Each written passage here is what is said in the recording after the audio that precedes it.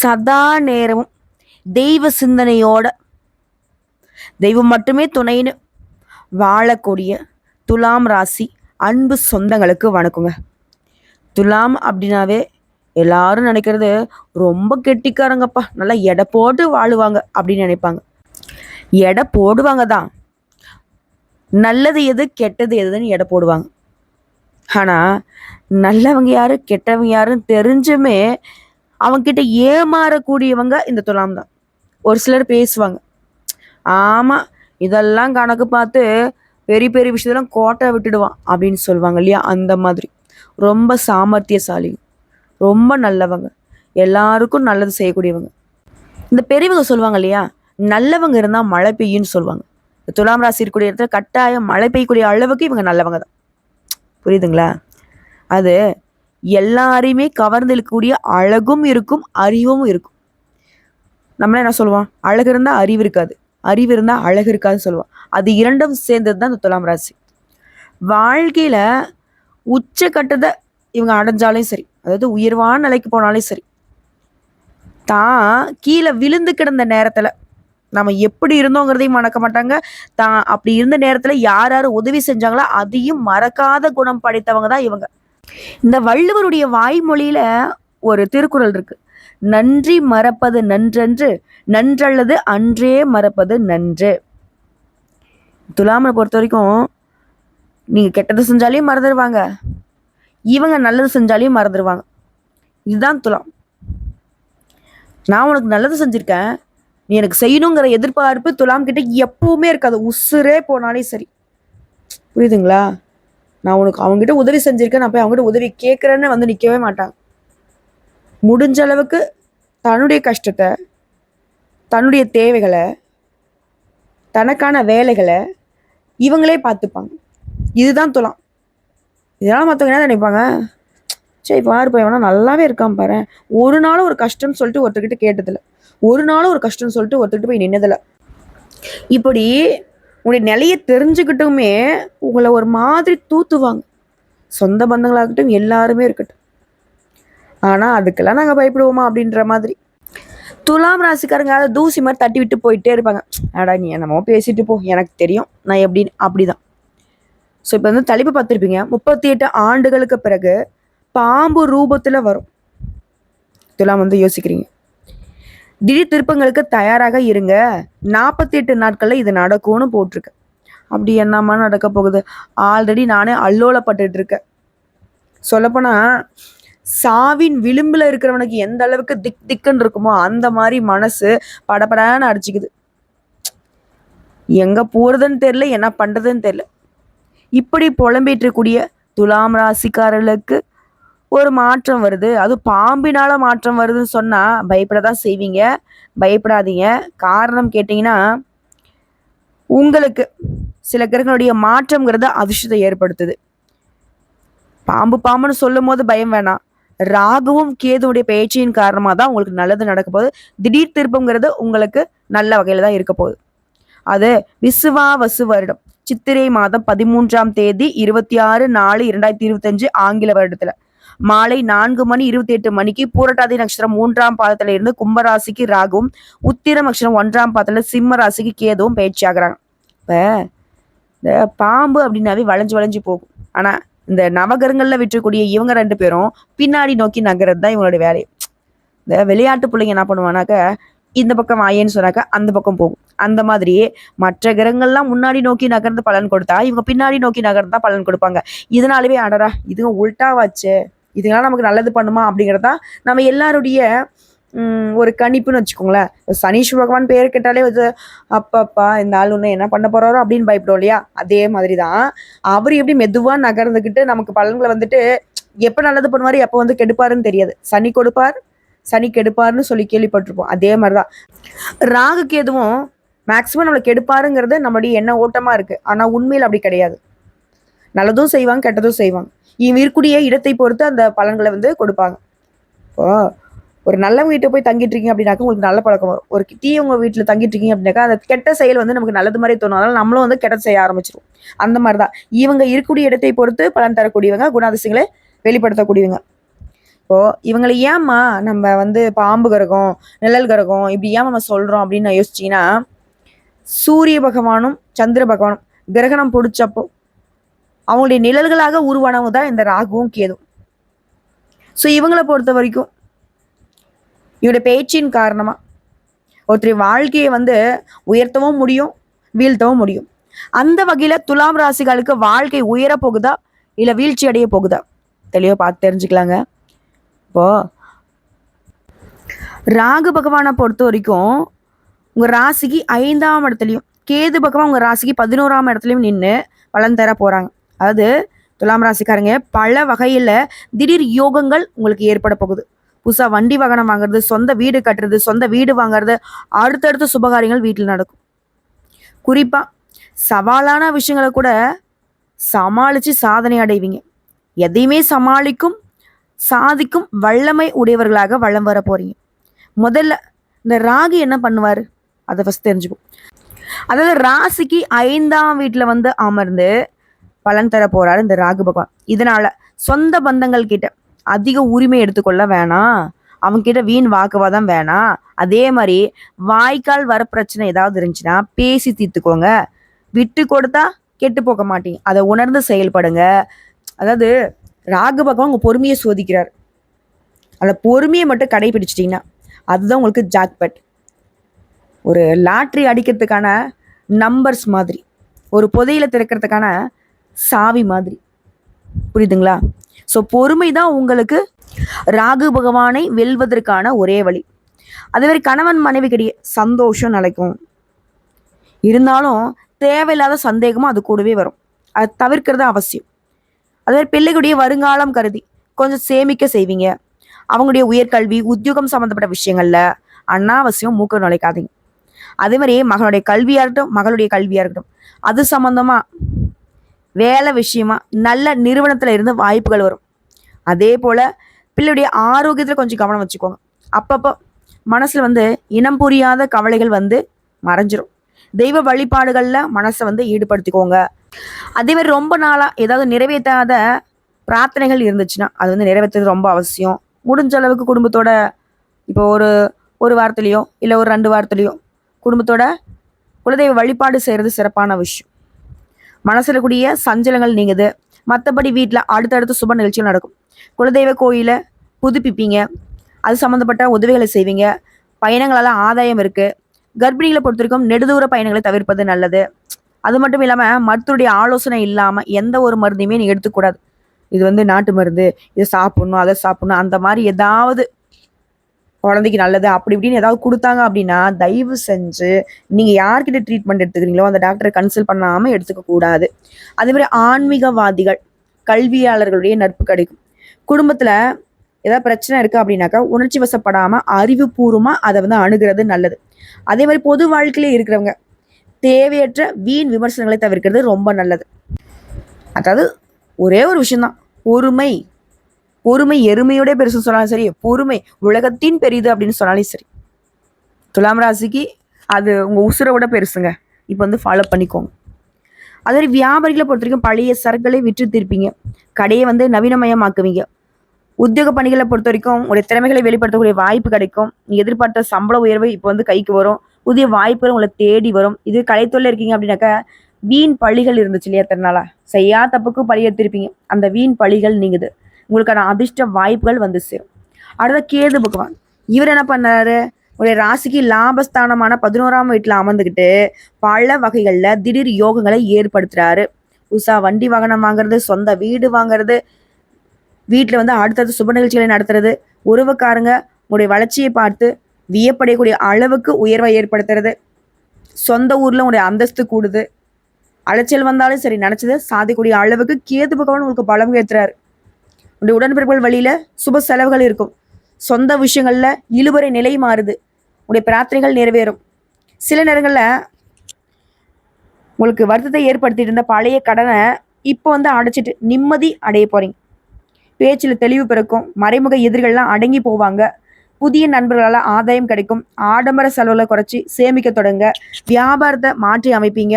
புதிய ஏஜென்சி எடுப்பீங்க. பங்குதாரர்களை மாற்றுவீங்க. அதே போல் வெளிநாட்டில் இருக்கிறவங்களுக்கு ஆதாயம் உண்டுங்க. உத்தியோக பணிகளை பொறுத்திருக்கும் வீண் பழிகள் நீங்குது. சிலருக்கு வந்து எதிர்பார்த்தா பதவி உயர்வும் கிடைக்கிறதுக்கு வாய்ப்பு இருக்கு. அதிகமாக விடுப்பு எடுக்கிறத மட்டும், அதாவது அதிகமாக லீவ் போடுறத மட்டும் தவிர்த்துக்கோங்க.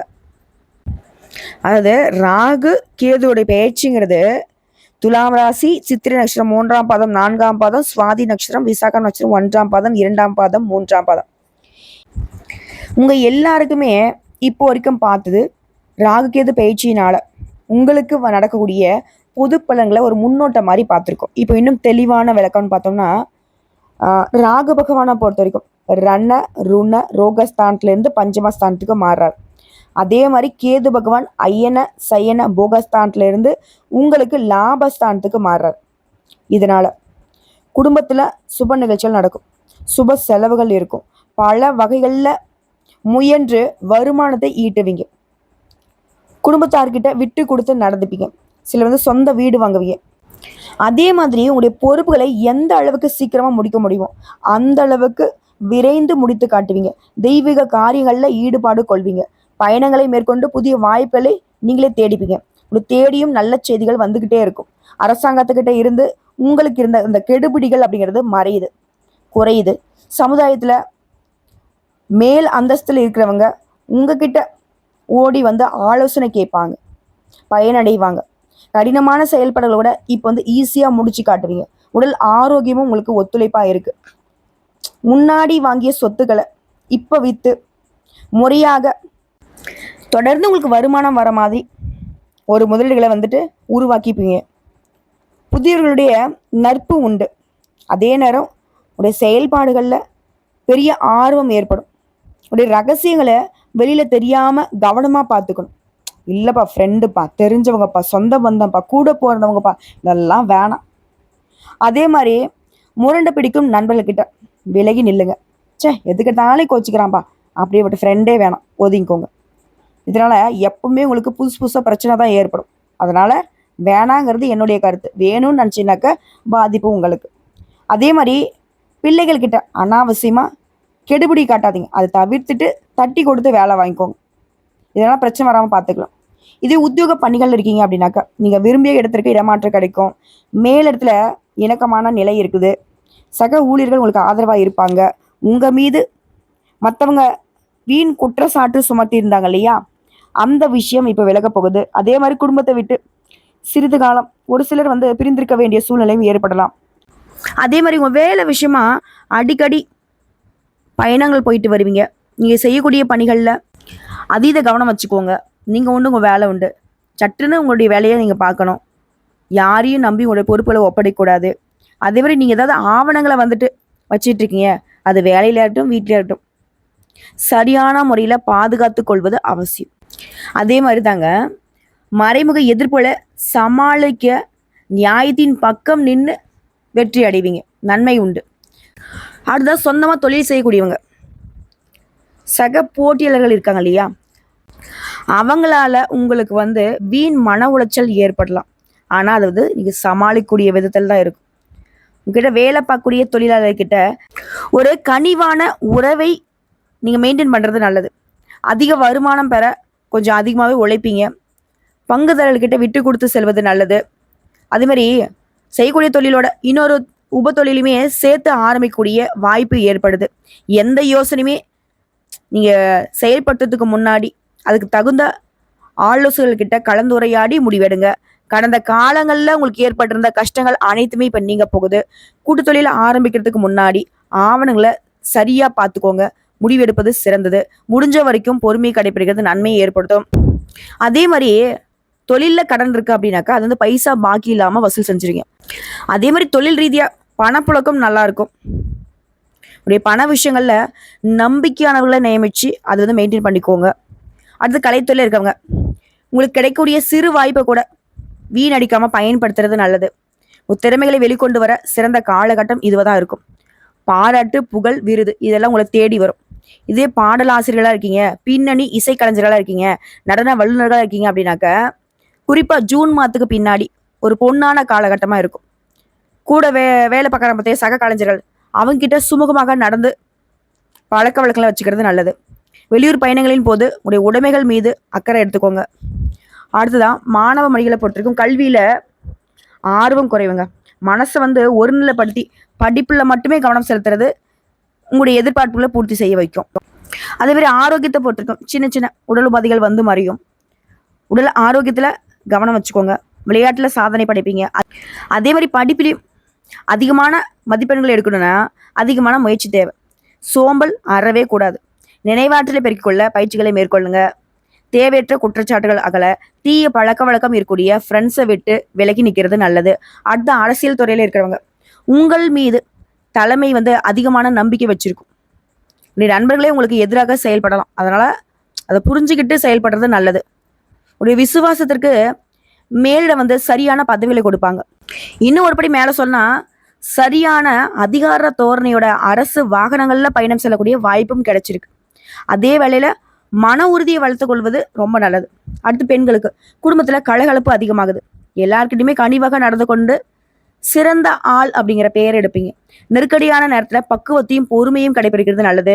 குடும்பத்துல எல்லாருக்கிட்டையுமே உங்களுக்கு இருந்து வந்த சிக்கல்கள் வாக்குவாதங்கள்ல விட்டு கொடுத்து நடந்துக்கோங்க. நன்மை உண்டு. தேவையற்ற கோபத்தை சுத்தமா விட்டு ஒழிங்க. அக்கம் பக்கம் இருக்கிறவங்க கிட்ட அளவோட நட்பு பாராட்டுங்க. அதே மாதிரி மாசமா இருக்கக்கூடிய பெண்கள், அதாவது கருவுற்று இருக்கக்கூடிய பெண்களா இருந்தீங்கன்னாக்க எந்த விஷயத்திலுமே நிதானம் ரொம்ப அவசியம். ஸோ இப்போ வரைக்கும் பார்த்த இந்த பொது பலன்கள்ல இருந்தே துலாம் ராசிக்கு இந்த ராகுவும் கேதுவும் நல்லதொரு பொன்னான காலகட்டத்தை தாங்க ஸ்டார்ட் பண்ணி வச்சிருக்காங்க. சரிங்களா? இது தாண்டி இப்போ நட்சத்திர பலன்களை பார்க்கலாம். சித்திரை நட்சத்திரம் 3ஆம் பாதம் 4ஆம் பாதம். இந்த பேச்சினால உங்களுக்கு இருக்கக்கூடிய எதிர்ப்பல் எந்த விதத்துல வந்தாலும் சரி சமாளிப்பீங்க. எந்த ஒரு விஷயமா இருந்தாலும் சரி பொறுமையை கையாள்வது நன்மை கொடுக்கும். பெற்றோர் வழியில உங்களுக்கு இருந்த சங்கடங்கள் மறையுது. வியாபாரத்தை பொறுத்த வரைக்கும் ஏற்றம் உண்டு. உத்தியோக பணிகள் இருக்கிறவங்களுக்கு இடமாற்றம் அப்படிங்கிறது உங்களுக்கு ஒரு சில நேரங்களில் ஏமாற்றத்தை கொடுக்கலாம். உயர் அதிகாரிகிட்ட நல்ல மதிப்பை பெறுவீங்க. அடுத்து சுவாதி நட்சத்திரம். இந்த பேச்சில் நிதானமும் பொறுமையும் ரொம்ப அவசியம். தொழில் வியாபாரத்தில் பெரும் ஆதாயத்தை பெறுவீங்க. உடல்நலனில் சின்ன சின்ன உடல் உபாதைகள் மறையும். மருத்துவ சிகிச்சை மூலம் அதுவுமே சரியாயிடும். புதிய நபர்கள்கிட்ட, அதாவது தெரியாதவங்க கிட்ட யாராவது புதுசாக பழக்க வழக்கம் வச்சுக்கிறாங்க, எச்சரிக்கையா இருங்க.